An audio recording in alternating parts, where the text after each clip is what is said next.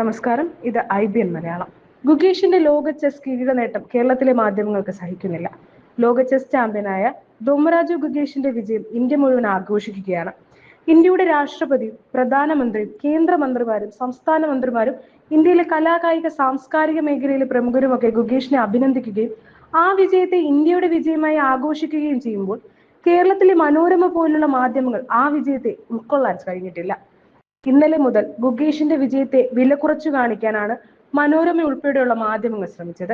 ഗുകേഷിന്റെ എതിരാളിയായിരുന്ന Chinese താരം മത്സരത്തിൽ വലിയ അബദ്ധം കാണിച്ചത് കൊണ്ട് മാത്രമാണ് ഗുകേഷ് ജയിച്ചതെന്ന രീതിയിൽ വാർത്ത കൊടുത്താണ് ഇന്നലെ കേരളത്തിലെ മാധ്യമങ്ങൾ സങ്കടം തീർത്തതെങ്കിൽ ഇന്നിപ്പോൾ ചൈനീസ് താരം മനഃപൂർവ്വം തോറ്റുകൊടുത്തതാണെന്ന് ഏതോ ഒരുത്തൻ ആരോപണം ഉന്നയിച്ചതിന്റെ പേര് പറഞ്ഞ് ആ ആരോപണം വലിയ വാർത്തയാക്കി ആഘോഷിക്കുന്നു.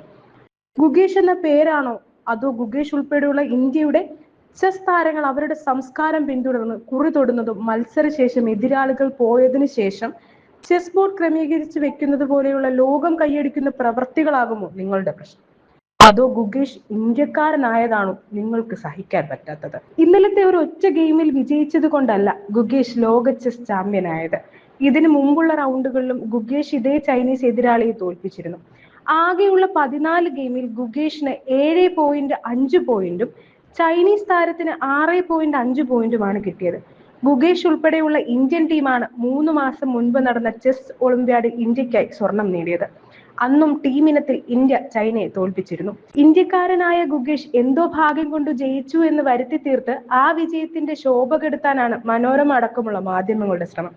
അല്ലെങ്കിൽ തന്നെ കേരളത്തിലെ മാധ്യമങ്ങൾ എന്താണ് അംഗീകരിച്ചിട്ടുള്ളത്? ജനങ്ങൾ തിരഞ്ഞെടുപ്പിൽ തോൽപ്പിച്ചാൽ അംഗീകരിക്കില്ല, അത് വോട്ടിംഗ് മെഷീൻ ക്രമക്കേടെന്ന് പറയും. ഇന്ത്യൻ സേന പാകിസ്ഥാനിൽ കയറി തീവ്രവാദികളെ വധിച്ചാൽ അംഗീകരിക്കില്ല, അതിന് തെളിവ് എവിടെയെന്ന് ചോദിക്കും. ലോകകപ്പ് ക്രിക്കറ്റിൽ ഇന്ത്യ പാകിസ്ഥാനെ തോൽപ്പിച്ചാൽ അപ്പോൾ പറയും ഇന്ത്യ കഷ്ടിച്ചു കടന്നുകൂടിയെന്ന്. ഇന്ത്യ ഒരു പുതിയ മിസൈൽ പരീക്ഷിച്ച് വിജയിച്ചാൽ ഉടനെ ആ വാർത്തയ്ക്കൊപ്പം ചേർക്കും ഇന്ത്യക്ക് ഒരെണ്ണമേ ഉള്ളൂ, ചൈനയ്ക്ക് 10 എണ്ണം ഉണ്ടെന്ന്. ഇന്ത്യ ചന്ദ്രനിൽ വെള്ളം കണ്ടെത്തി എന്ന് പറയാൻ ഉടൻ ആ വാർത്തയ്ക്കൊപ്പം പറയും ചൈന ചന്ദ്രനിൽ നിന്ന് പാറ കൊണ്ടുവന്നുവെന്ന്. ഇന്ത്യ പുതിയ വിമാനവാഹിനി കപ്പൽ നീറ്റിലിറക്കി എന്ന വാർത്തയ്ക്കൊപ്പം ഉണ്ടാകും ചൈനയ്ക്ക് ഇന്ത്യയെക്കാൾ കൂടുതൽ വിമാനവാഹിനി കപ്പലുകൾ ഉണ്ടെന്ന്. ചുരുക്കി പറഞ്ഞാൽ ഇന്ത്യയുടെ ഏതെങ്കിലും ഒരു പോസിറ്റീവായ മുന്നേറ്റത്തെയോ ഏതെങ്കിലും ഒരു ഇന്ത്യക്കാരന്റെ നേട്ടത്തെയോ അംഗീകരിക്കാൻ കേരളത്തിലെ മാധ്യമങ്ങൾക്ക് കഴിഞ്ഞിട്ടില്ല. ഒരു ഇന്ത്യക്കാരന്റെ വിജയത്തിൽ ഇത്രയും കുരുക്കൾ പൊട്ടുന്നു എങ്കിൽ ഇനിയിപ്പോൾ ഗുകേഷ് ഇന്ത്യൻ പ്രധാനമന്ത്രിയെ കാണുമ്പോൾ എന്താകും കേരളത്തിലെ മാധ്യമങ്ങളുടെ അവസ്ഥയെന്ന് നോക്കിക്കാണേണ്ടിയിരിക്കുന്നു.